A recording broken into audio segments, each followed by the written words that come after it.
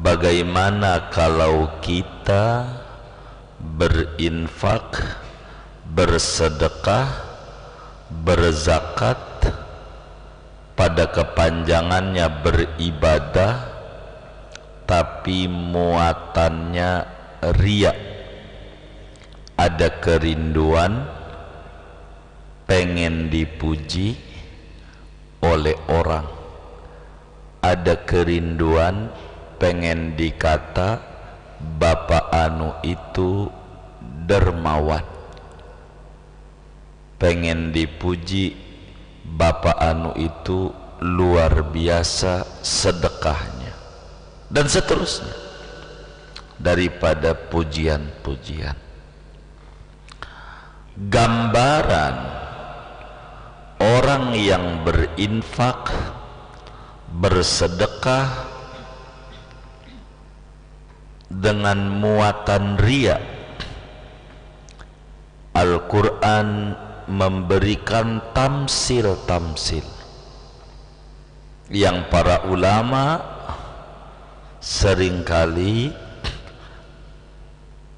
mengikuti alur Al-Quran dalam membuat tamsil-tamsil, perumpamaan-perumpamaan. Sebelum masuk ayat kita, saya mau dongeng bagaimana ulama mengambil inspirasi dari ayat ini yang diperumpamakan oleh Allah. Kata ulama, ada orang bawa koper,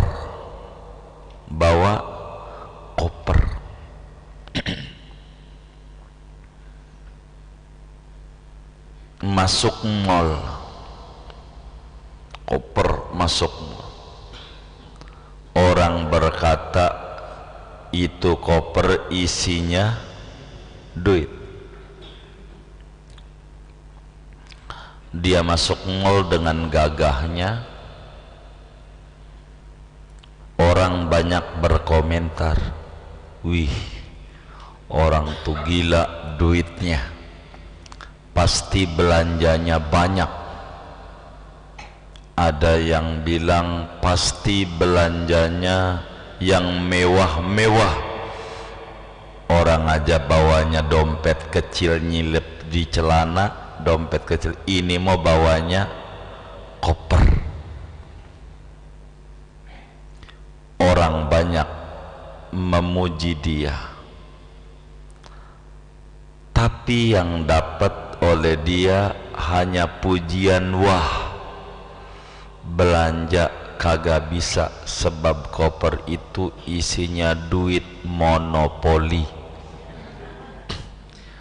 Duit apa? Monopoli. Tahu nggak duit monopoli? Yang bocah-bocah tuh. Jadi yang didapat oleh orang ini hanya pujian, komentar, tapi tujuan daripada masuk mall kagak berhasil karena duitnya kagak laku. Hanya yang didapat sangkaan orang, manfaat buat dirinya tidak ada karena dia salah bawa koper. Bukan koper dolar, yang dibawa adalah duit monopoli, duit mainan. Ini namanya gambaran ria yang ulama gambarin, percis kayak begitu. Orang puji, kaya tuh, keren, belanjanya banyak, belanjanya mewah, itu yang didapat dermawan, hebat, keren ini. Tapi pada saat dia di akhirat kagak ada nilainya karena amalnya kena ria. Ini ulama namanya memberikan tamsil biar kita faham, mencontoh Al-Quran Surat Al-Baqarah ayat 266.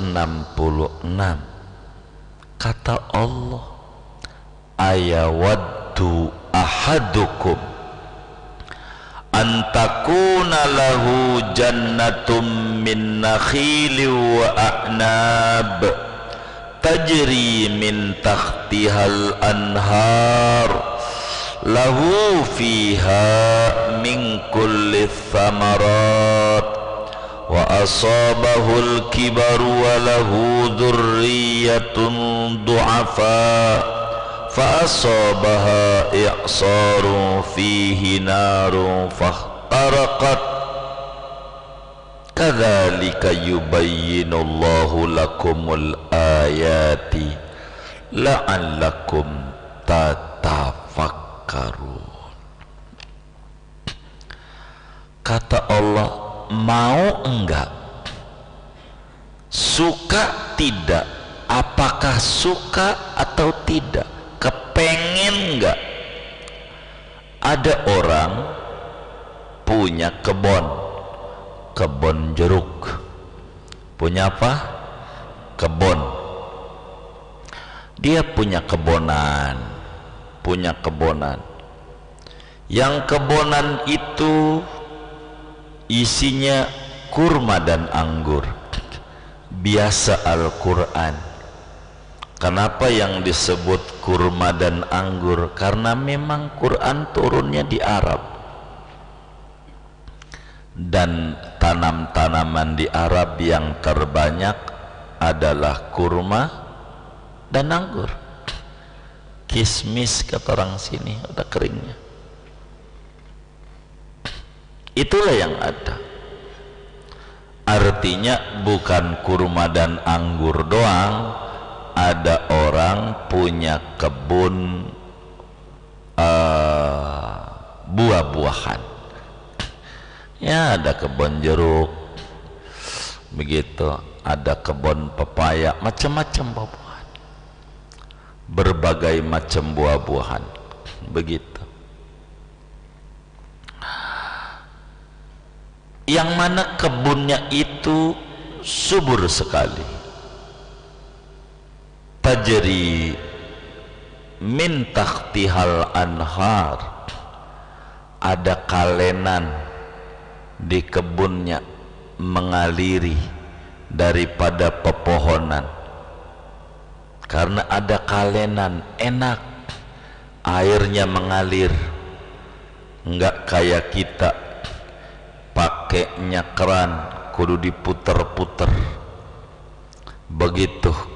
Ini ada kalenan, di tengahnya ada tanam-tanaman indah sekali, dengan pohon yang subur, air gemercik, itu indah sekali. Tandanya seringkali orang dari kota pergi ke Bogor cuma nyari pohonan ama air, begitu. Kata dia indah, ya, ini gambaran keindahan. Airnya ngalir, bening, enak airnya, begitu. Nampak yang di dalam ada batu-batuan, jadi menarik.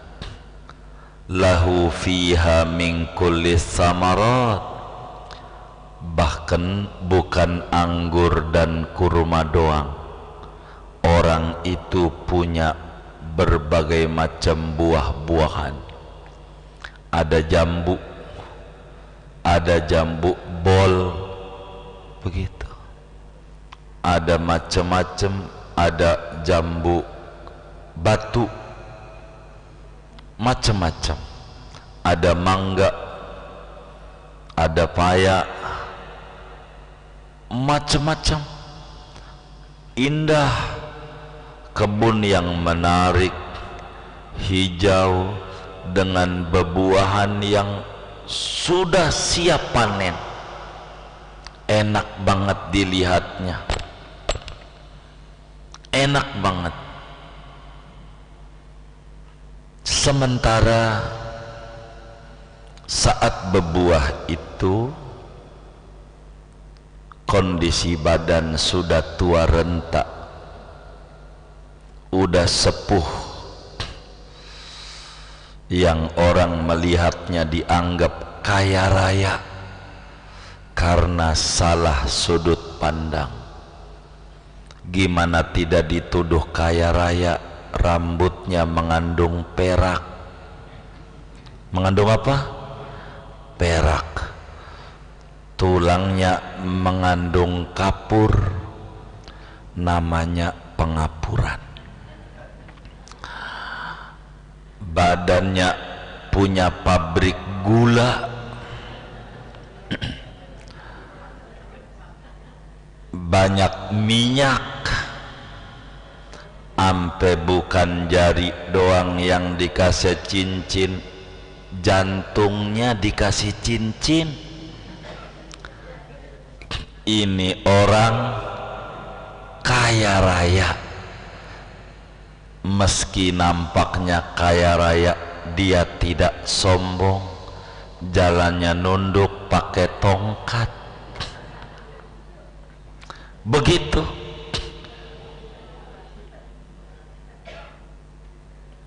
Udah tua, kebun siap panen, indah menarik, udah tua.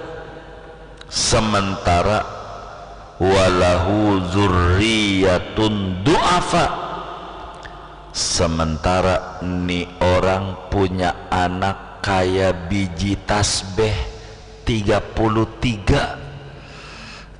Banyak apa dikit tuh? Kecil-kecil, disebutnya unyil-unyil, kecil anaknya, udah kayak bebek aja. Meri namanya orang dulu, meria. Ah iya begitu. Kecil anaknya, dia udah enggak ada tenaga. Orang udah tua, bagaimana ngopenin anak yang kecil? Yang kecil belum bisa usaha, dia bisanya menerima, tidak bisa dia bekerja, dia punya badan udah payah. Begitu. Jalan aja udah pakai standar kayak motornya, apa namanya, tongkat ya. Itu kebun yang siap panen kena angin puting beliung bercampur api. Disapu itu kebun, kalau roboh doang masih mendingan, kena angin itu buahnya masih bisa dipetik, dipilih. Ini angin puting beliung bercampur api, jadi semuanya fahtarokot, tidak tersisa, kebakar. Itu kebun semuanya kebakar, buahnya gosong, ampe akarnya gosong, yang tadinya ijo royo-royo berubah jadi hitam. Kagak nyesa barang atu, badan udah tua, anak kecil-kecil. Kalau yang ngalamin ini kita, orangnya punya kebonan subur, bagus, buah-buahan yang mahal-mahal, menarik, ada di situ, siap panen. Akhirnya kena bencana puting beliung bercampur api, kebakar, dan kita mau nyangkul lagi kagak bisa. Anak kita suruh bantuin kita kagak bisa, karena kecil-kecil, maka di saat itu yang muncul kalau orangnya kita sedih, stres, bingung, nyesel, sejadi-jadinya apa yang dia tanam sia-sia, dia nggak bisa nikmati, anak nggak bisa nikmati, penyebabnya karena kena bencana angin puting beliung bercampur api.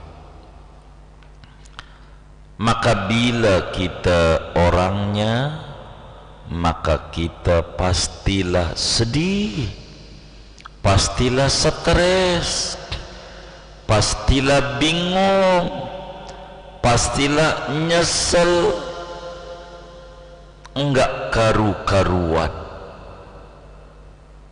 Kalau kita orangnya ini gambaran kalau kita berinfak ria, kita nyantuni yatim, pengen dipuji, pengen dikata dermawan, pengen dikata ini, pengen dikata itu,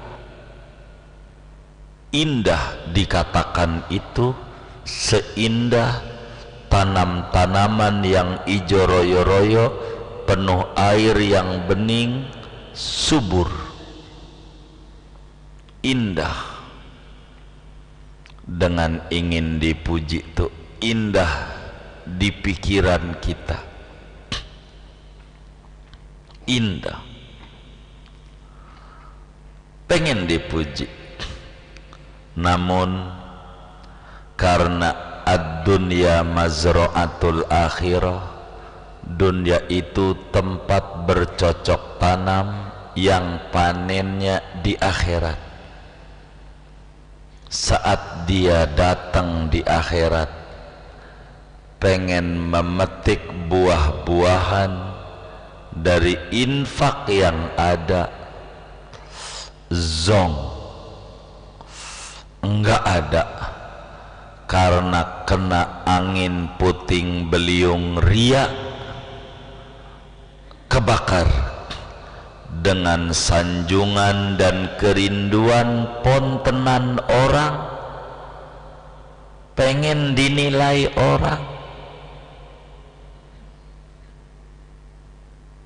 Bila itu, maka di akhirat kita orang bakal nyesel. Ganjaran santunan, ganjaran bangun masjid, ganjaran bantu duafa, kagak ada. Dari bermacam pohon-pohonan berbeda dengan buah-buahan yang menarik, ganjaran baca Qur'annya kagak ada, ganjaran sholat kagak ada, hilang muanya. Kena angin puting beliung ria, pamer, kerinduan pengen dipuji orang. Saat dia butuh, enggak mampu berbuat apa-apa. Pengen beribadah, kagak bisa, kayak orang udah tua rentah, hanya bisanya kepengen doang. Maka sering disebut orang udah tua renta gede ambeknya, bener nggak? Gitu, gede ambeknya. Kalau udah tua tuh, ya Allah, pegel. Emang ada yang kayak begitu? Saya curiga nyengir-nyengirin ini. Itu begitu. Mau ngapa hidup? Bikin capek. Begitu. Ini gambaran percis kata Allah, orang yang ria itu yang sedekah pengen dipuji orang lalu dapat sanjungan hebat, si anu dermawan hebat, si anu begini hebat, macam-macam begitu, macam-macam. Namun saat di akhirat kagak ada ganjarannya, enggak laku.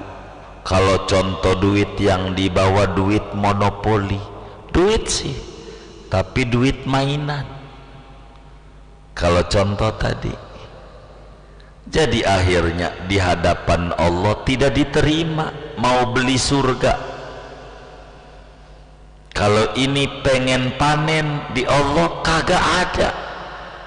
Apanya yang mau dipanen di akhirat? Wong udah kebakar, kena angin puting beliung bercampur api. Kan bagus, iya kebakar, kebakar. Dan itu rugi. Banyaklah ulama memunculkan tamsil dari ayat 266 ini. Jadi ada orang, ini ulama gambarin dari ayat kita, pengen punya rumah, pengen punya rumah. Maka karena dia pengen punya rumah biar enggak ngontrak mulu, dia selalu doa ketika Jumat khotib lagi duduk, Allahumma rzuqni salahal qalbi wal jasad wa rizqan halalan wasi'an fil balad min ghairi kaddin wala nakad bainal ahli wal walad min ghairi kaddin wala nakad bihaqqi bismillahirrahmanirrahim qul huwallahu ahad Allahus samad lam yalid wa lam yulad wa lam yakul lahu kufuwan ahad. Dia naro sehari 20.000 di celengan rumah, ya Allah, 20.000. Dia nggak mau pikirin kapan tahun itu 20.000. Kalau 20 juta aja mendingan dah, 20.000 dia nggak mau pikirin. Pokoknya saban hari dia naruh 20.000, 20.000, 20.000. Kadang 10.000 seadanya aja, kadang 5.000, kadang 30. Rumah, ya Allah, ditaruh di celengan gede. Setelah 25 tahun dia naruh enggak pernah dibuka-buka karena kalengnya enggak bolong. Ada juga yang menyelengin kalengnya bolong.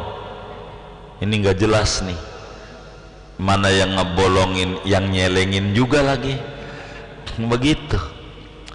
Ini mau kagak 25 tahun lebih dia dibobok celengan, dihitung per lembar, dari kucel-kucel tuh rapih semuanya.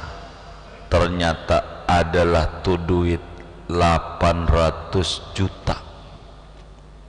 800. Kira-kira bikin rumah kecil-kecilan di kebun jeruk jadi nggak kira-kira? 800 jadi. Baik, jadi totalnya 800 juta itu duit. Akhirnya mulailah dia bangun tuh rumah, panggil pemborong. Rumah dibangun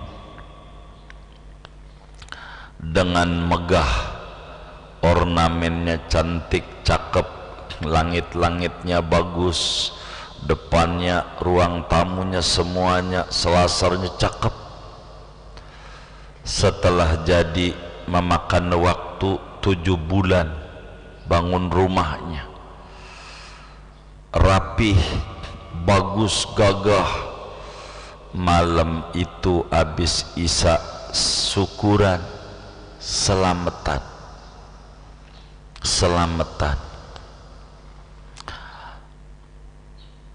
belum ditempatin karena sofa segala macam belum ada. Dia masih tinggal di kontrakan. Baru beberapa buffet, lamari dan seterusnya, rak, piring ada di dapur. Lalu kemudian selesai selamatan isya itu, sore-sore jam 10 udah bubar. Rumah itu pun juga sepi dan dikunci. Dia pun tinggal di kontrakan. Pagi itu dia bangun karena lelahnya. Dia kaget dapat berita dari koran pos kota, rumahnya kebakaran ludes. Rumahnya yang baru jadi, kagak ada nyesa barang atu, genteng aja hancur, tembok aja roboh, yang ada tinggal pondasi bentuk tanah lagi. Kalau orangnya adalah kita, kira-kira 25 tahun nyelengin, sia-sia enggak? Sia-sia. Ini mah sama aja kagak nyelengin. Kata dia bergumam, emang tuh duit kudunya dibakar, tuh duit jatah jisokam, akhirnya kebakar juga. Kata dia begitu. Jadi saudara, gambaran orang ria kayak begitu. Dia kumpulin, baca Quran, sedekah, apa aja amal soleh, kumpulin. Yang tadi 10.000, 20.000, 50 kadang 30, begitulah artinya macam-macam amal soleh. Pada akhirnya setelah terwujud, kebakar. Kebun yang tadinya ijo royo-royo, cakep, buah menarik, mana badan kagak ada tenaga, udah tua renta, anak banyak, itu menunjukkan puyeng. Boro 33 anak, atu aja puyeng, apalagi dzurriyyatun du'afa, anak banyak, lemah semuanya, enggak bisa usaha, pengennya disuapin, itu puyeng. Tapi apa daya, yang bakal kita bagi, boro bagi buat anak, buat kita kagak ada. Wong kena angin puting beliung bersama api, ludes, terbakar si jago merah. Nyeselah kita. Maka kata Syekh Nawawi, wal maqsudu min hadzal masali, tujuan perumpamaan ini, bagaimana orang yang ria akan sedih, susah, bingung, stres, yang tiada tara, ukurannya yang tahu Allah doang, sulit. Betapa amal soleh yang dia kerjakan, yang niatannya ria, pengen dipuji, pengen dinilai, saat balik ke akhirat kagak ada ganjaran. Dimana di akhirat dia butuh ama ganjaran, dimana di akhirat dia butuh ama amal soleh, sementara dia sudah tidak bisa balik ke dunia. Laksana orang udah tua renta, enggak bisa balik muda lagi, enggak bisa. Maka besarlah penyesalannya, Begitulah orang yang di hatinya ada riya kalau berinfak. Begitulah orang yang di hatinya ada kerinduan pengen dinilai orang. Tidak ada ganjaran di mata Allah Subhanahu wa ta'ala. Maka beruntunglah orang yang beribadah, beramal soleh, berinfak seperti yang digambarkan pada kajian sebelumnya ayat 265.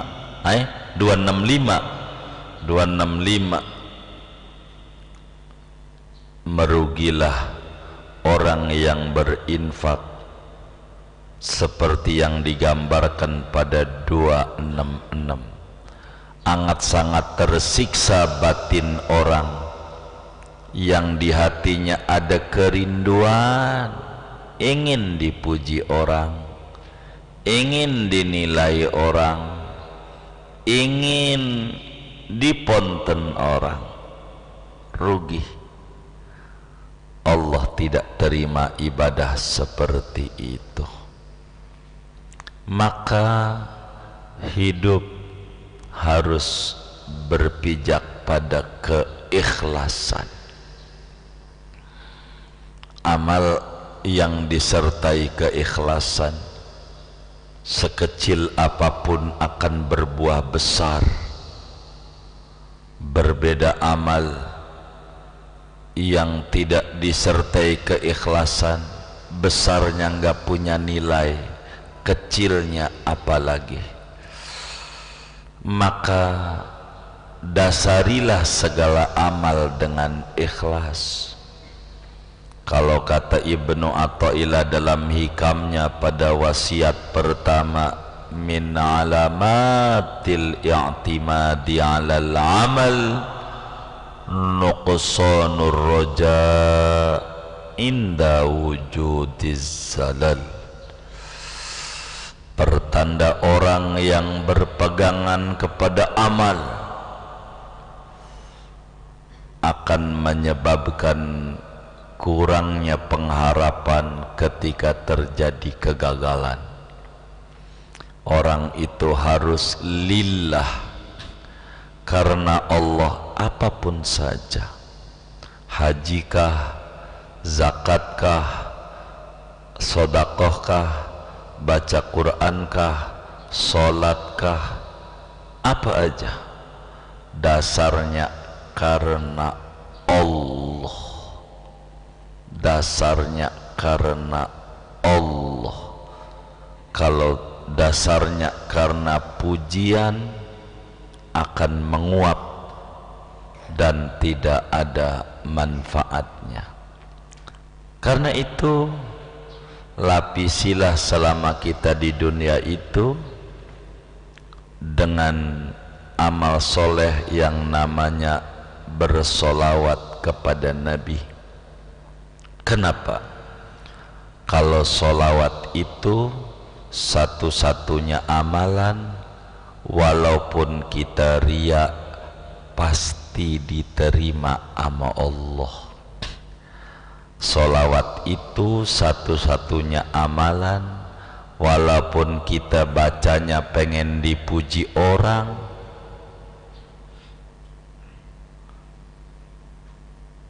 maka masih dapat diterima sama Allah solawat. Selebihnya nggak bisa, nggak bisa. Kita kudu ikhlas. Ikhlas tuh kayak apa? Ikhlas itu kayak kita kencing di rumah kita. Ini yang ngaji nih di rumahnya ada sepiteng nggak di rumahnya? Punya sepiteng nggak? Punya.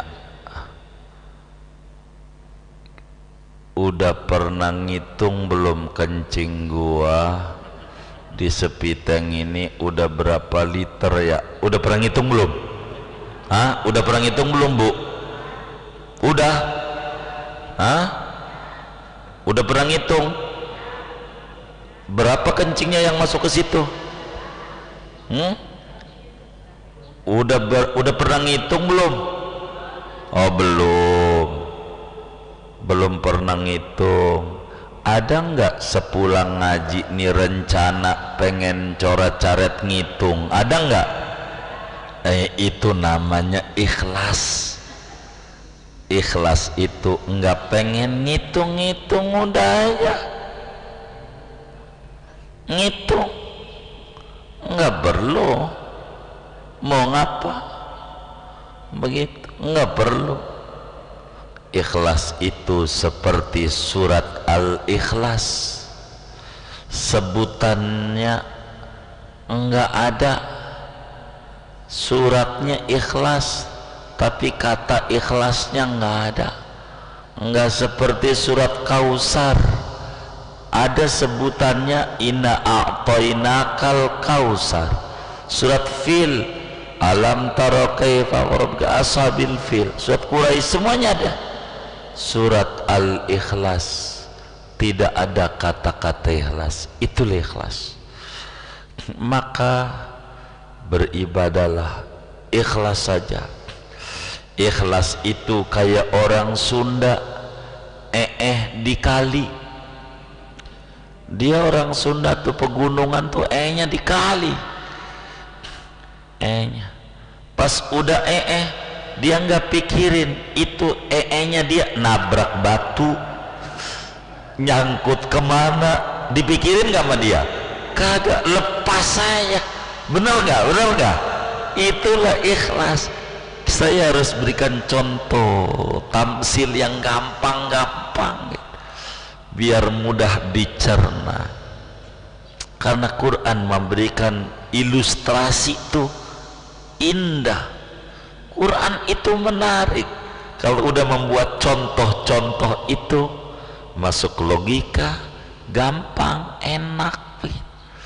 Jadi kita enak hidup, nggak usah puyeng dalam jalanin hidup.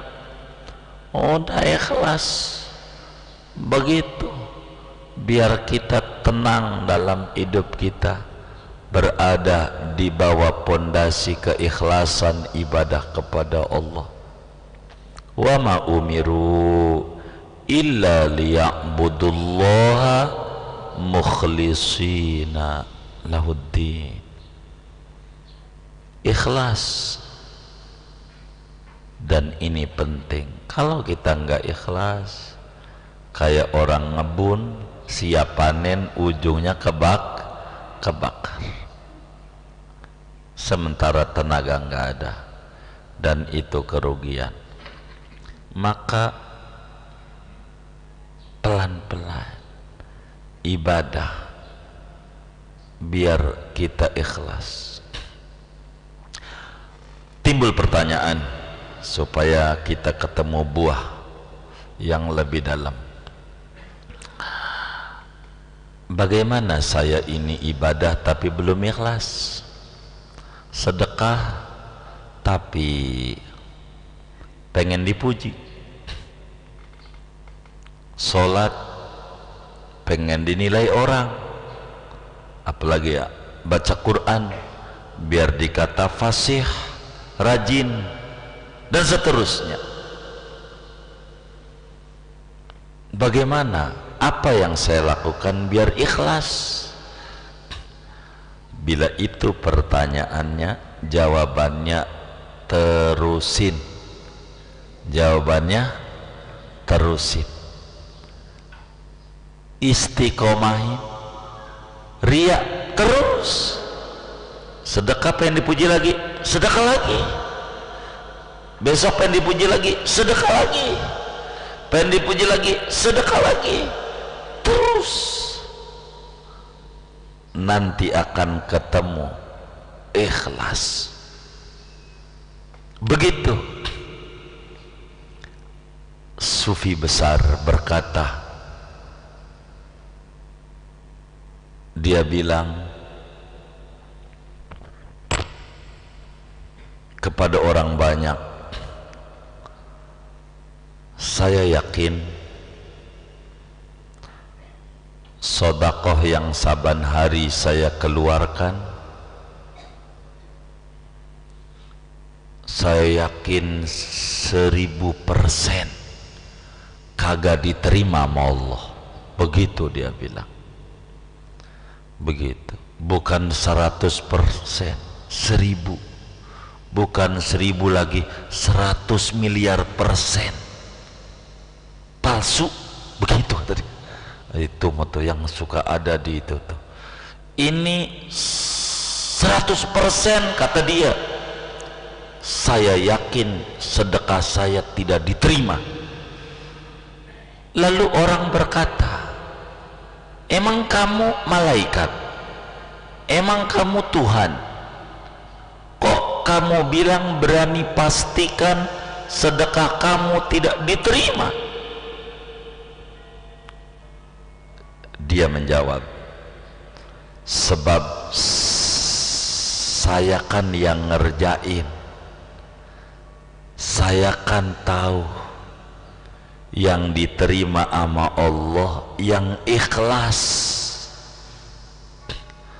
Saya mau tidak ikhlas, pengen dipuji orang, makanya saya berani pastikan ibadah saya pasti tidak diterima. Lalu orang bertanya lagi, kalau lu tahu kagak diterima, ngapa lu kerjain? Nah, begitu.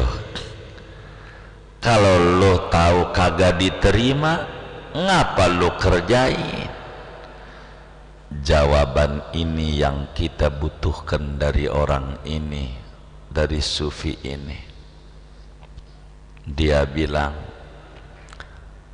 saya kerjakan untuk melatih jiwa saya biar demen bersedekah, melatih jiwa saya biar demen beramal soleh,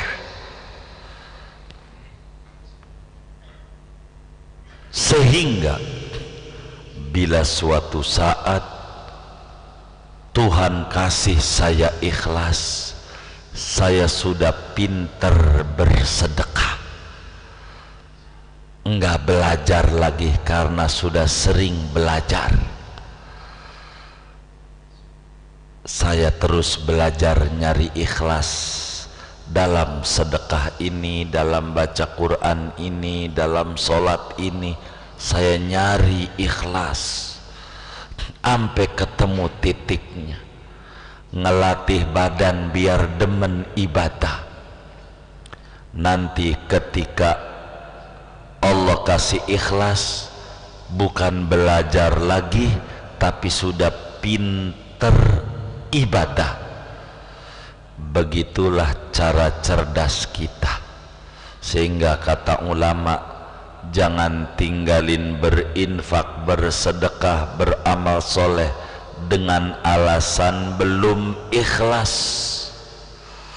Masih mendingan sedekah tanpa ikhlas dibanding ngaku ikhlas sedekah kagak. Ikhlas dari mana? Moga-moga Allah angkat derajat Anda dari sedekah tidak ikhlas menuju sedekah penuh ikhlas, sebab Tuhan Maha Kuasa tidak sulit untuk mengangkat derajat Anda. Begitu. Jangan kita berhenti beribadah dengan alasan belum ikhlas. Ibadah aja, ntar juga muncul keikhlasan. Laksana kita jadi pegawai kantoran, di sela-sela jadi pegawai belajar dagang biar kata kecil-kecilan. Kenapa belajar bisnis? Kalaulah rugi masih ada ditopang oleh gaji, enggak rugi banget. masih jalan, nanti ketika pensiun karena belajar bisnis udah pinter, karena sudah belajar. Begitu. Ini montar bisnisnya nunggu pensiun, dapat duit dari kantornya 350 juta uang pensiun, mau belajar bisnis pastikan rugi, karena dia bakal dibisikin tergantung angin yang masuk. Yang bagus mah usaha bengkel, karena dia kerjaannya bengkel yang bisikin. Begitu, mulailah dia ikut bengkel orang dia kagak ngerti boro bengkel itu, dia kagak paham, maka kemudian dia rugi karena dia baru belajar. Begitu. Coba dong dari dulu belajar biar sekarang pinter. Begitu belajar. Artis aja paham. Tengku Wisnu dagang, Raffi Ahmad dagang, bisnis, usaha. Kenapa dia yakin jadi artisnya kagak selamanya? Masa dia karyawan istiqomah selamanya mau jadi karyawan? Kagak. Ntar juga 58 apa 56 ya berhenti, pensiun. Maka begitulah hidup. Belajar dulu, belajar. Kayak ibu-ibu belajar, punya anak hamil, dia pegel dengan hamil. Sebagai ibu muda tidur serba salah, miring, pegel, miring kanan, pegel. Begitu, telentang, ngeganjel, tengkurap, takut meletus. Kan begitu. Ibu-ibu mulailah ngelahirin, dia ngeden, sakitnya setengah mati. Dia bilang sama lakinya, bahkan sama temen-temennya, gua kapok punya anak, sakit banget. Ya Allah, 4 bulan berikutnya kembung lagi. Tahu-tahu 4 aja anaknya. Ada yang kayak begitu tuh, Bu. Begitu. Kenapa? Dia udah belajar. Emang hamil itu pegel, capek, tapi pas udah ngelihat bayi lahir senengnya luar biasa. Capek itu hilang segalanya, terbayar sudah capek itu, kebayar. Pas anaknya udah brojol, senengnya nggak kebayar, senengnya itu. Begitulah orang beriman. Udah belajar aja kalau belum ikhlas, ya inilah akibatnya. Tapi kita masih hidup harus belajar aja. Sholat malam saya masih belum ada keikhlasan, enggak apa-apa, paksa. Emang juga Allahumma paksain. Ngaji juga begitu, paksain. Gua belum bisa, sama gua juga ngaji belum bisa. Tapi lu ngaji emang bisa baca kitab, udah diajarin sama guru, pokoknya bawa kitab aja. Kan nggak bisa, bawa aja. Kalau ditanya enggak ada kacamata, kalau pakai kacamata saya bisa. Mana gitu aja. Kalau pakai kacamata saya bisa. Oh baik, dia pergi aja ke depan beli kacamata. Nih kacamata, baca. Kan udah saya bilang kalau pakai kacamata bisa, kalau baca mah kagak. Begitu kan udah dibilangin, enggak ada kacamata. Kalau pakai kacamata saya bisa. Begitu. Bukan kalau baca kitab, kalau pakai kacamata saya bisa, cuman masalahnya kagak ada kacamata. Begitu. Ada nggak apa-apa. Begitu. Lu bawa pulpen mau nyoret, udah diajari nama guru. Begitu. Itu kagak ada. Yang ngaji itu semuanya berani dia nyoret-nyoret Arab gundul, bisa digampari nama Arab gundul dicoret-coret. Malah tinggi gede, ya Allah. Digampar nggak Arab, dia digamparin. Arab kan tinggi gede, dicoret-coret. Ya Allah, saya kagak berani nyoret-nyoret Arab gundul. Pulpen bawa aja, temen gua aja bawa pulpen, kitab bawa aja, udah begitu aja, nggak apa-apa. Yang penting ngaji. Lama-lama juga bisa, lama-lama udah, lama-lama paham. Masalahnya hati kita hitam, nggak bisa sekali langsung ngerti, kudu dikit-dikit. Panci hitam kalau langsung digosok bersih mah bolong, bukan bersih, bener nggak? Iya. Allah itu pelan kasih hidayah lewat kuping kita, pelan, mulai ada ketenangan, mulai ada, ya itulah cahaya.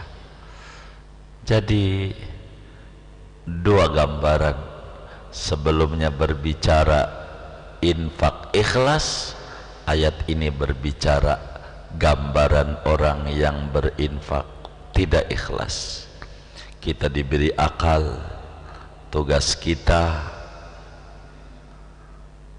adalah memilah dan memilih. Milih mana terserah kita, tapi upayakan sedikit demi sedikit belajar beribadah sampai menemu titik emas yang namanya ikhlas. Begitu. Mudah-mudahan Allah beri taufik dan hidayah kepada kita bersama, sehingga kita